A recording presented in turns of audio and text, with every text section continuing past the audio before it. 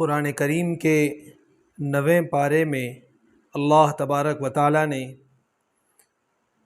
جہاں بہت ساری نصیحتیں کی ہیں، ان میں ایک اہم ترین نصیحت یا ایک اہم ترین پیغام اللہ تبارک و تعالیٰ نے اپنی وحدانیت، اپنی یکتائی اور اپنی ربوبیت کا دیا ہے۔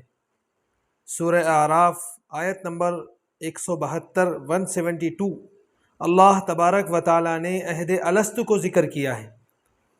آپ نے سنا ہوگا کہ انسانیت کے پیدا کرنے سے پہلے ایک عہد لیا گیا تھا عہد الست کے نام سے۔ یہ کون سا عہد ہے؟ اس آیت میں اللہ نے اس کو ذکر کیا۔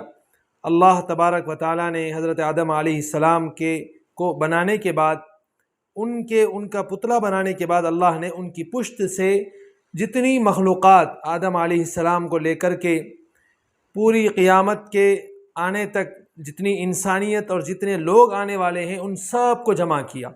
حدیث شریف میں آتا ہے کہ چونٹیوں کی طرح وہ وہاں سامنے ایک میدان میں جمع تھے اور سارے لوگ اللہ تبارک و تعالیٰ نے ان کو جمع کیا اور اللہ تبارک و تعالیٰ نے وہاں پوچھا وَإِذْ أَخَذَ رَبُّكَ مِن بَنِي آدَمَ مِن ظُهُورِهِمْ ذُرِّيَّتَهُمْ وَأَشْهَدَهُمْ عَلَىٰ أَنفُسِهِمْ۔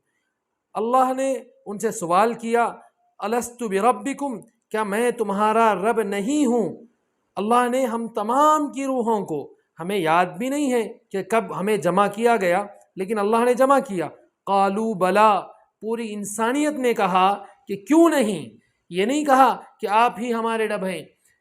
جواب کا انداز دیکھیے کہ ہماری روحیں اتنی کانفیڈنٹ تھی اور ان کا اتنا اعتماد تھا کہ انہوں نے کہا کہ کیوں نہیں، آپ کیوں ہمارے رب نہیں ہیں؟ شہدنا، ہم گواہی دیتے ہیں کہ آپ ہمارے رب ہیں۔ یہ اللہ تبارک و تعالیٰ نے عہد لیا ہے، یہ ایگریمنٹ اللہ نے لیا ہے۔ یہ ہمارے دنیا میں بسنے سے پہلے، آنے سے پہلے یہ ہم سے عہد لیا گیا۔ یہ عہد، اس عہد کو عہد الست کہتے ہیں۔ اللہ تبارک و تعالیٰ نے یہ عہد لیا، کہیں ایسا نہ ہو کہ قیامت کے دن انسانیت پھر جائے کہ ارے ہم تو کسی خدا کو ماننے والے نہیں ہیں۔ اللہ نے ہماری فطرت، ہماری بناوٹ اور ہمارا نیچر ایسا بنایا ہے کہ اس نیچر میں ہم اللہ کو چاہتے ہیں۔ وہ نیچر ہمارا اللہ کی وحدانیت کا اقرار کرتا ہے، اللہ کے خدا ہونے کا، اس کے گاڈ ہونے کا اقرار کرتا ہے۔ یہ اس کے نیچر کے اندر ہے۔ اسی وجہ سے جب ہم دنیا میں نہیں آئے تھے، دنیاوی گندگیاں ہم کو نہیں لگی تھی، دنیاوی خواہشات سے ہم نہیں گھرے تھے، ہم پاک صاف تھے کیونکہ ہم پیدا ہی نہیں ہوئے تھے، ہمارے نامہ اعمال خراب ہی نہیں ہوئے تھے۔ اس وقت ہم سے جب پوچھا گیا تو ہم نے جواب دیا کہ آپ ہی ہمارے رب ہیں، کیوں نہیں؟ یہ ہم نے جواب دیا۔ یہ اس لیے کہ ہمارے باطن کی وہ صفائی تھی۔ جیسے نبی علیہ السلام نے فرمایا کل مولود یولد علی الفطرہ، کہ ہر بچہ فطرت پر یعنی فطرت سلیمہ پر پیدا ہوتا ہے، یعنی ہر بچہ مسلمان بن کے پیدا ہوتا ہے۔ پھر اس کا گھر کا ماحول، پھر اس کا رہن سہن، پھر اس کے آس پاس کے لوگ، پھر اس کا کلچر، وہ اس کو خراب کر دیتے ہیں، وہ اسے یہودی بنا دیتے ہیں۔ فَأَبَوَاهُ يُحَوِّدَانِهِ أَوْ يُمَجِّسَانِهِ، اس کو کسی اور مذہب کی طرف یا کسی اور روٹ پر لے کے چلے جاتے ہیں، ورنہ وہ اپنے باطن سے اور اپنے دل کی صفائی سے وہ اسلام پہ پیدا ہوتا ہے۔ اسی لیے جو لوگ وہ اپنی محنت کر کے دنیا کے ماحول میں رہتے ہوئے، اس گندگی میں رہتے ہوئے وہ فطرت سلیمہ پر لوٹ آتے ہیں، کبھی ان کی طبیعت گناہ کی طرف نہیں چاہتی، کبھی وہ غلط راستے پر نہیں اٹھتے، وہ ان کو ایک قسم کی گھن آتی ہے گناہوں سے، وہ ایسا اپنا باطن ایسا بناتے ہیں۔ اور جب ایسا باطن بناتے ہیں تو انہیں وہ فیل ہوتا ہے، وہ اس لیول پہ پہنچ جاتے ہیں، انہیں اندازہ ہوتا ہے کہ کیسے اللہ نے وہ عہد لیا تھا۔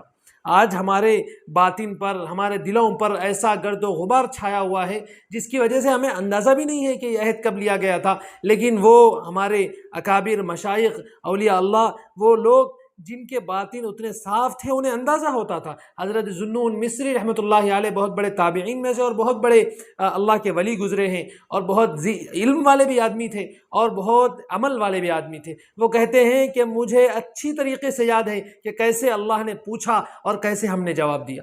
آپ اندازہ کیجئے کہ یہ ان کے باطن کی صفائی کی دین ہے۔ تو یہ عہد اللہ نے لیا، یہ عہد اس بات کو سمجھاتا ہے کہ یہ ہمارے نفوس، ہمارا دل، ہماری باڈی یہ اللہ کے لیے بنی ہے۔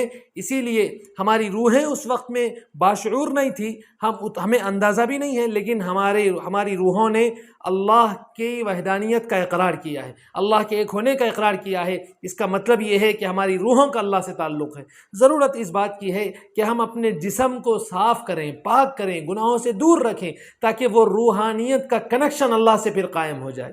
اللہ تبارک و تعالی ہم تمام کو فطرت سلیمہ پر قائم رہنے کی توفیق نصیب فرمائے۔